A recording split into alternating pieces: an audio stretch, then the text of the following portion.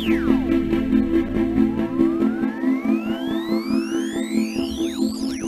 all, and welcome to another day of VEDA. Today is April 28th, and today I attended my first LYS shop hop, I guess you could call it. It was the Mid-Iowa shop hop, and I only actually hopped to one shop, but I'll get a little more into that in a minute. First off, I kind of found out about this last minute. I got an email. I am part of the email list for one of the stores, although it currently has one of its main roads under construction. So that is not the store that we attended, because just the idea of having to try and get the stroller. A lot of these shops aren't made for a double wide stroller to begin with, just, in general. So yeah, the idea of having to work around construction and things too was not one that really appealed to me. But instead, my husband, I said something about it being the yarn shop thing, and my husband said something about Winterset having their covered bridge quilt thing going on this weekend. And so I looked it up, and it was the airing of the Quilts Festival, because there's a quilt museum in that city, and there's also a yarn shop in that city. So we attended not only the yarn hop, or shop hop, or whatever, but we also attended the airing of the quilts, I guess festival, tour, I don't know. We only went to a few of them, but I did get a few pictures, so I will share those with you. Now, we aren't speedy or early risers on Saturday mornings, so we did not get down to the city until probably, close to noonish, if not noon. I think we got done, I don't know. But we also found out that this particular town, their downtown area, which is where the main part of what we did was located, is very good for Pokemon Go. Hi, Ella. We are also avid Pokemon goers. I have my own account, my husband has his own account, and both boys now have their own accounts, so we only had Jeremy with us as Sam was doing his weekend with my husband's dad. We did our Pokemoning first, and then went to the shop hop or yarn store and did our quilt walking or watching. And yeah, so we went to, this is the first time we've attended the yarn shop in this town. The only other yarn shop or local yarn store that I've ever been to was the one that I got the email from. So this was our second one, and this one, the aisles of, as I described earlier, were set up to not get a double wide stroller through. We actually had to kind of angle the stroller to get it and lift it off the ground to get it through, but because they had some like big things in the front that kind of blocked the rest of it, I'm like, I can see where you would want that, but at the same time that kind of blocks the view from the street side of what's inside. But anyways, not my problem. We got distracted first off in this shop because my husband has a friend that is infatuated with llamas. I don't know how else to say it. And the first yarn that I really got pulled to was a 70%, 30%, so 70% baby llama and 30% silk blend. And so we ended up getting one of those skeins, and I will probably make him a scarf out of this. His wife actually has just picked up crocheting, and I keep telling my husband that me and his wife need to get together so that we can become besties, but it hasn't happened yet. And it was funny because he sent a picture of the label to his friend, and he's like, you need to get me 10 skeins of that. But he's like, but just kidding, but no, really. And he said something about his wife saying that that would make his blanket cost something like $240. And I'm like, yeah, it does cost a lot if you want really nice materials. But I was like, I can get one skein of this, make him something for Christmas, and then, you know, it's not going to hurt me any. It was a $20 skein of yarn. but it's very lovely, and it is a silk blend. So I will plan. It's too bad that I didn't find this during January, as I could have used it for the Land of Camelids, but since it is a 30% silk blend, I will be able to use it for the Land of Silk. So that will be coming up in July, August, I believe. So that's when I'll be working on that one.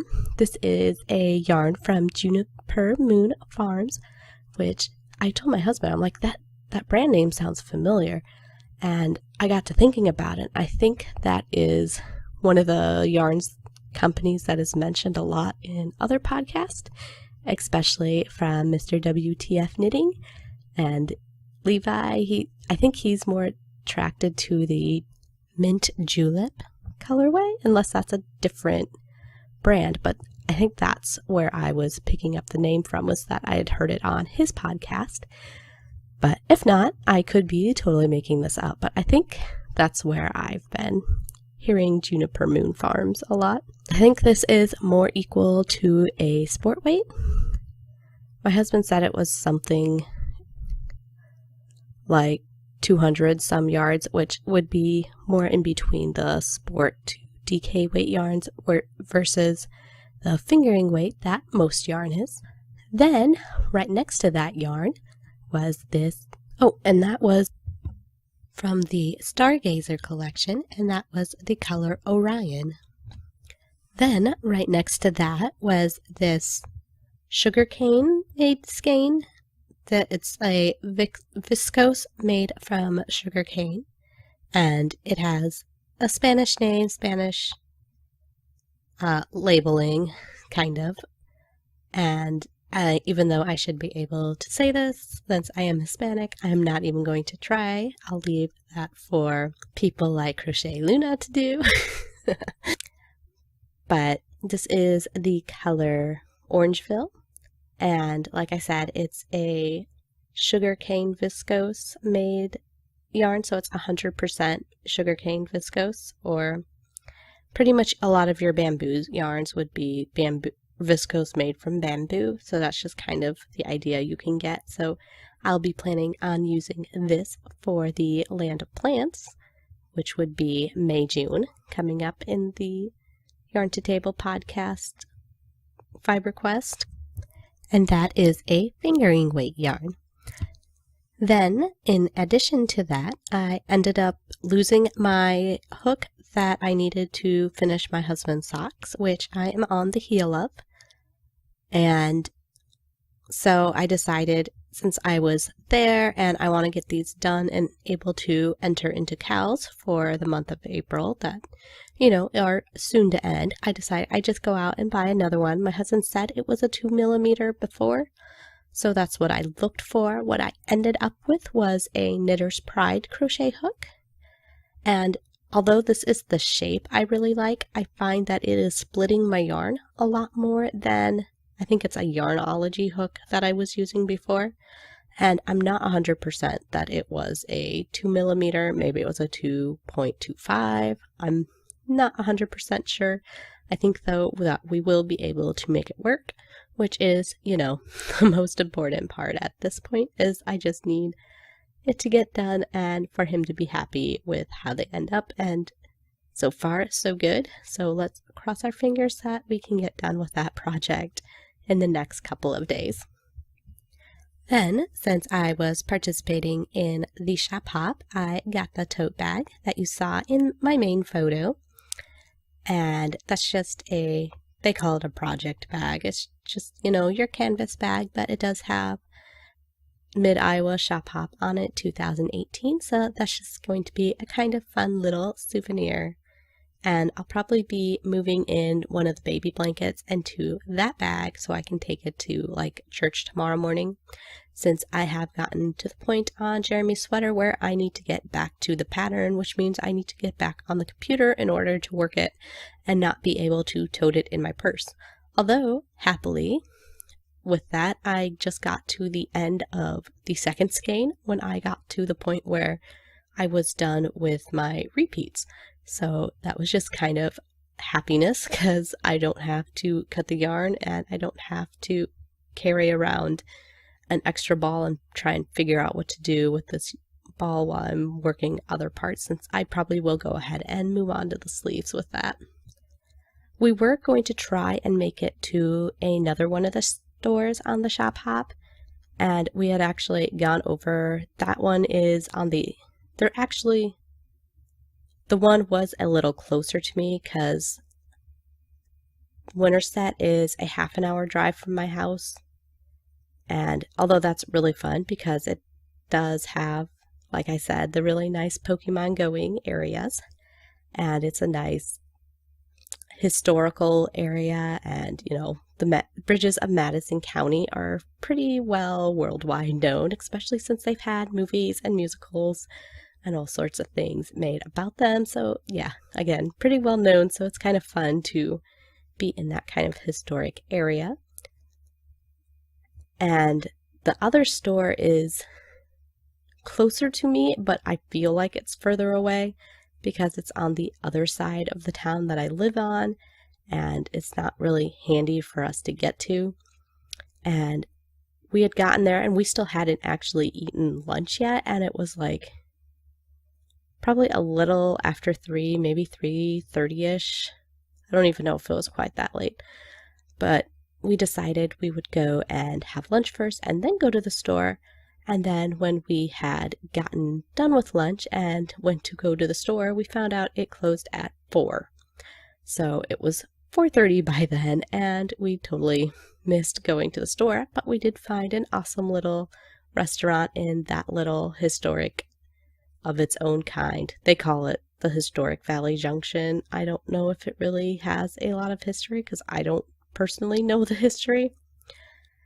Like, I can find history on bridges of Madison County, but I don't know history on, I guess, the Historic Valley Junction area, other than it's kind of like a downtown area that they've revamped and revived.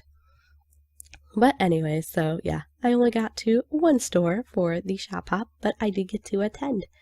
And I did get a couple patterns. So there was a crocheted scarf, and then there was a knitted poncho, and I went ahead and gave the knitted poncho pattern to my stepmother-in-law when she dropped off Sam when they were done with that. If she hadn't been bringing him back when she was, we probably would have gone ahead and tried to make the other store, which is on the other side of the metro, which would make it just as far as the Winterset store. But yeah, since she was coming, we decided that we weren't going to try and brave, well, we couldn't brave the other store since we had to get back home to get Sam. And yeah, so that was my Shop Hop experience, and so I think it was a success. Oh, and the sugarcane yarn was $14, and my hook was something like $3 something. Altogether, it came to $37 for my yarn haul today, which is a lot considering that I only got 2 skeins and a hook, compared to my Michael's shopping the other day. But altogether, I got much different yarn than I would have gotten in a place like that. And it was really funny because when my husband sent the picture over to his friend, he's like, "That's at Michael's?" And we're just like, "No, you don't buy stuff like that at Michael's. Michael's is all, you know, more generic, wide run yarn, not specialty high-end yarn." Anyways, guys, I need to get this edited and up, and I'm getting tired, and there's lots of photos for this one. So yeah, we'll talk to you later.